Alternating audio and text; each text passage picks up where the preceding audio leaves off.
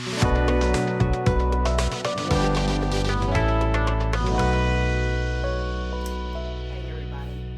is a soup night. I'm going to have some French onion soup along with a big old baked potato for some substance. That's what's for dinner tonight. It's turned a little chilly here in the Columbia area, so perfect night for some soup. Sean still needs to eat some soft food, so let's get started. I'm going to move the camera down just so you can see what I'm about to do. Okay. All right, we're going to put in, first of all, let me tell you all something about this. I found an app that I put all my recipes on, and it's called Recipe Keeper. And I'm going to tell you what, I love it. It crosses over my phone, my laptop, my iPads. You know, I had to pay a little bit of money. It's a one-time only deal to get it on all of these devices, but it's so worth it. And it's also got a place to put in your what you need for the grocery store, your grocery list, and it's shareable. So that's awesome. All right, so let's put our Dutch oven here over medium heat, and I'm gonna put in about 3 tablespoons of butter, unsalted butter.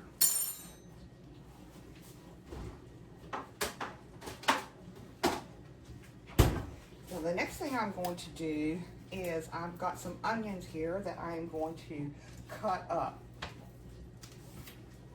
And my sharp knife.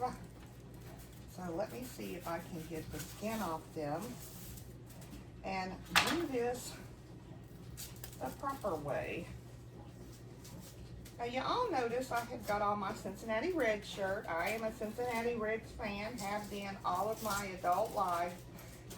Even as a child, I was a huge Cincinnati Reds fan. And I thought it was appropriate. I know the Braves just won last night, but as long as I've been living in the South, or the Carolinas, I should say, I've never jumped on that Braves train. So I know a lot of people are, and that's great. That's you. You do what you need to do. You do you, as I say. But yeah, I've been a Cincinnati Reds fan, and yes, I think I looked it up. The last time the Cincinnati Reds were in the World Series, I think was 1990, or they won it was in 1990. And then from there, they did make the playoffs in 2020, but I don't think they won any playoffs since 1995. So for me to still be a Reds fan, that's pretty awesome. I'm kind of loyal. That should tell you a little bit of something about me there. Anyway. All right, so we're going to clean these onions up. And you'll notice I'm keeping the root end on, so when I cut them. Now you can use yellow onions, you can use white onions, and you could also even use red onions. And I've got a red onion here, which I'm going to use just to kind of mix it up a little bit here. So give it a different flavor. And the key to this is to caramelize your onions. You want to get those onions good and caramelized. But onions are naturally sweet. They have natural sugars in them. So what you want to do is you want to bring those sugars out, and they're actually going to caramelize for close to an hour. So yeah, how about that, y'all? Okay, you can see the butter is melting.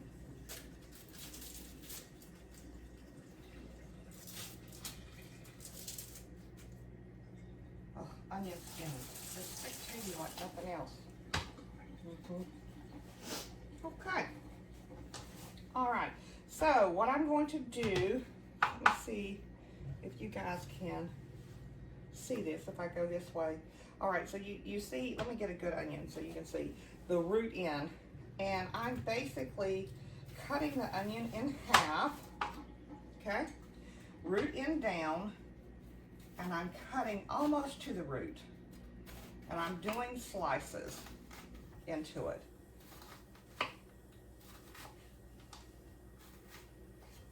Okay? So you can see. Okay? Then the next thing we're going to do is just cut off the root end. So now you have all of these perfect little pieces of onion. Okay? So we're going to put those onions in there as I cut them. Just breaking them up.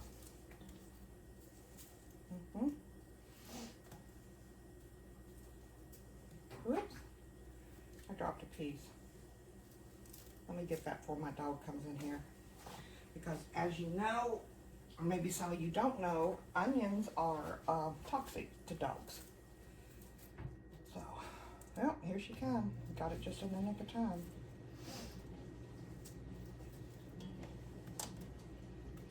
Okay.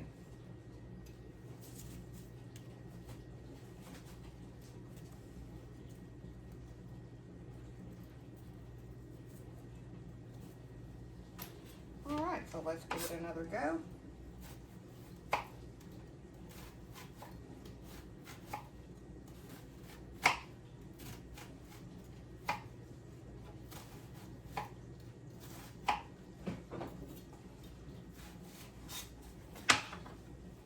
Voila. Okay, I'm putting in the last onion, as you can see. And these things are great for, you know, you can do them in tarts and soups and all kinds of recipes. And they freeze beautifully. Just put them in small packages in a freezer bag. Or if you have a food saver, do that. They're perfect. Perfect for that. If you can stand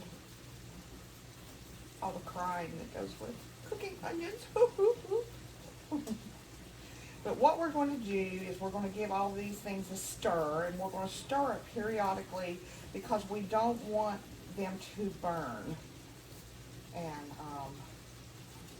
I probably should have had all my onions cut at once before I started, but you know, it's me. So.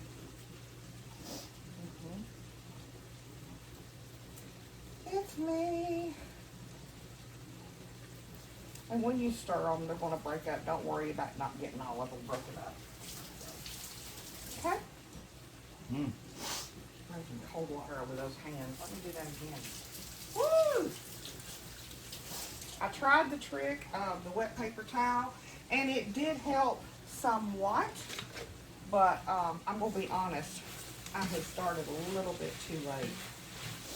All right, so now you can see these onions, and they're just kind of sweating away, okay? And we're going to let them cook on this medium like this, just kind of stir everything and give it a good toss for about 10 minutes. Then what we're going to do is we're going to add in some salt. And that salt is really going to make the onion juices sweat and the sugar come out in them. Okay? All right. Okay, so let's let these cook for a few minutes and I'll be back.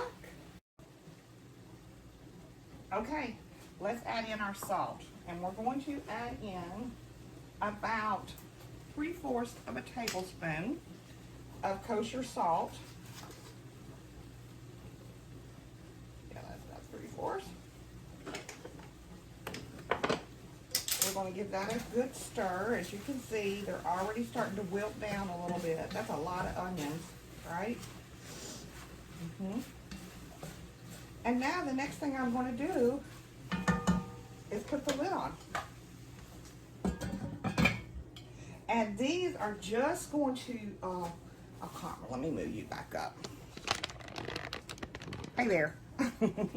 These are just going to caramelize for probably the next 45, 60 minutes. I'm going to occasionally give them a stir. And if I need to turn the heat down, then I'll turn the heat down because I don't want them to burn. I want them to caramelize, turn a beautiful brown. Okay? So I'll keep you posted as we go along this process. Okay, it's been about 45 minutes and the onions are caramelized. They smell amazing. And so let me move the camera down so you can actually see what is going on. Look at that, y'all. I'm going to tilt it down. Let me see if I can get it. There we go. And you can see they're just great. All right, let's get ready for the next step. Okay, it's now time to finish the rest of the soup. So, what we need is 2 quarts or 8 cups of beef stock.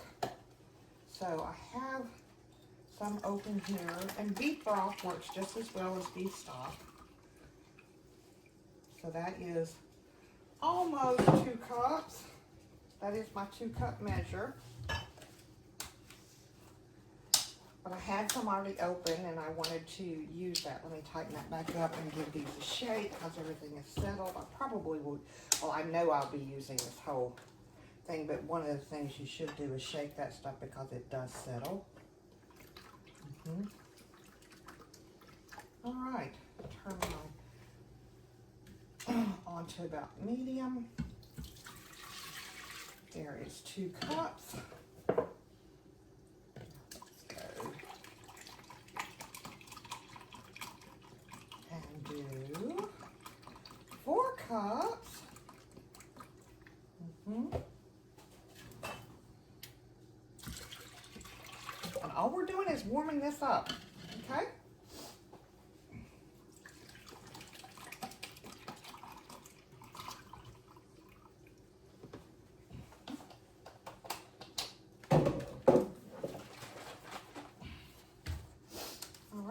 Finish this off.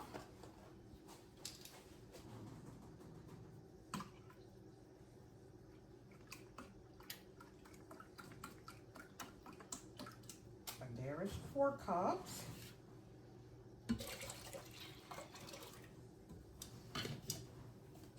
That is a lot of soup, and I think I'm going to stop there and just make this only half ingredients because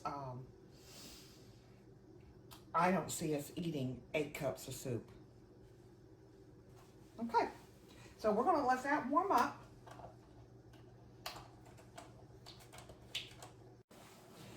Okay, it's time to finish it off. I actually caramelized the onions a bit ahead of time, so I've had to rewarm them a little bit. And so now they're back up to temp.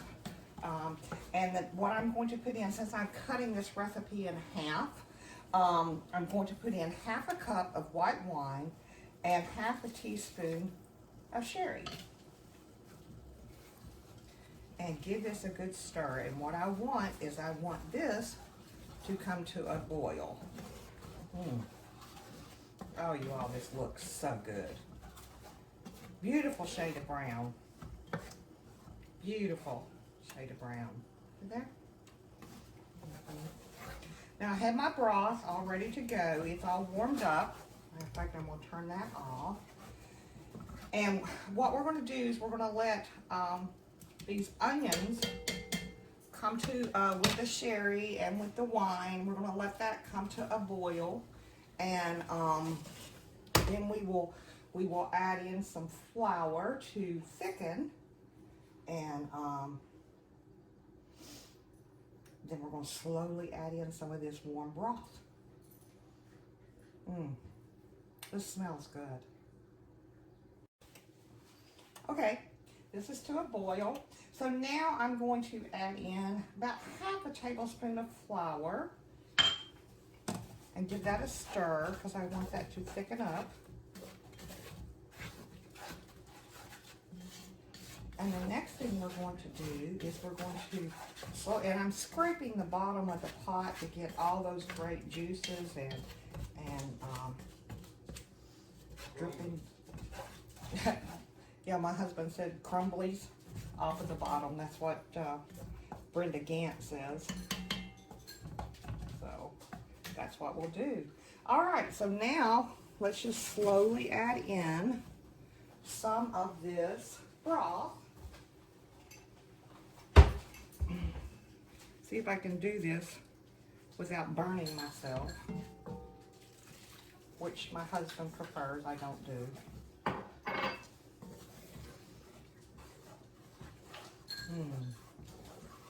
Yummy, yummy.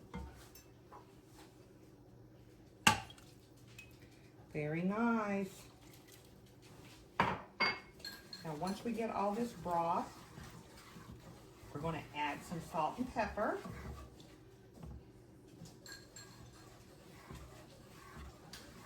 And as you remember, I didn't add anything to the broth. This is just plain old beef stock, beef broth. So, yeah. And we're going to let this come to a, simmer for about 10 minutes.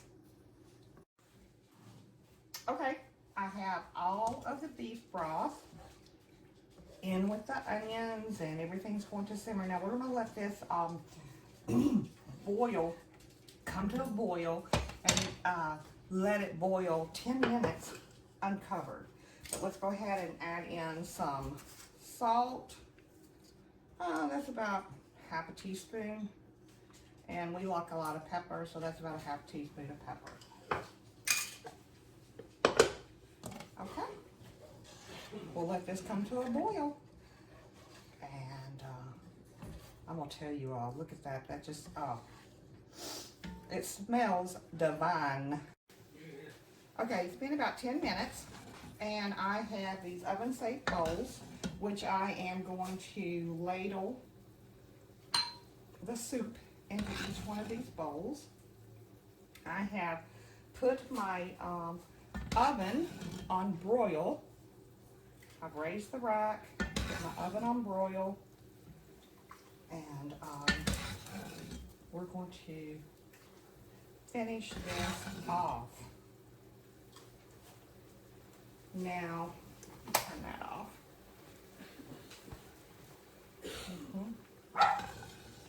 Okay. It smells delicious, y'all. It truly smells delicious.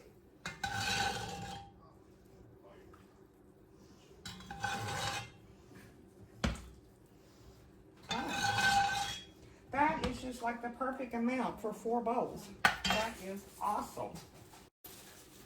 Okay, the next thing we're going to do is we're going to place a piece of French bread into each bowl. And this is just cut in about a 1/2 inch. Okay. Now for the final touch. And I hope that I say this right. My son and my husband both gave me lessons. Gruyere cheese on top. It's going to melt when we put this under the broiler. I can't talk today. Let me go ahead and I am going to shred up this last little bit of cheese. I started to go ahead and do this, but I thought, no, I'm not going to need it. But I am. Again, let's see if I can do this without shredding finger skin.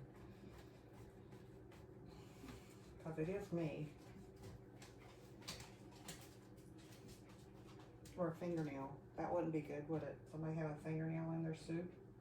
No. Don't want that to happen either. Okay, there we go. All right, perfect. So, fill in the gaps. Fill in the gaps. And this is going to go under the broiler for just a minute or 2. Not long at all.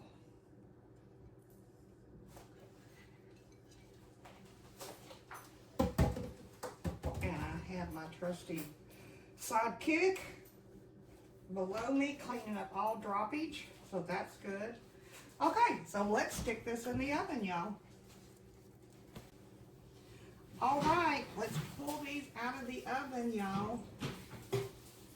Because my bowls are so tall, I could not get it totally under the broiler. But yeah, look at that. Very, very nice. That's what's for dinner, y'all. Remember, 2 bites. Thanks for watching. And if you haven't hit that subscribe button yet, please be sure and do so. Invite your friends and family. Come join us on Facebook. The more the merrier.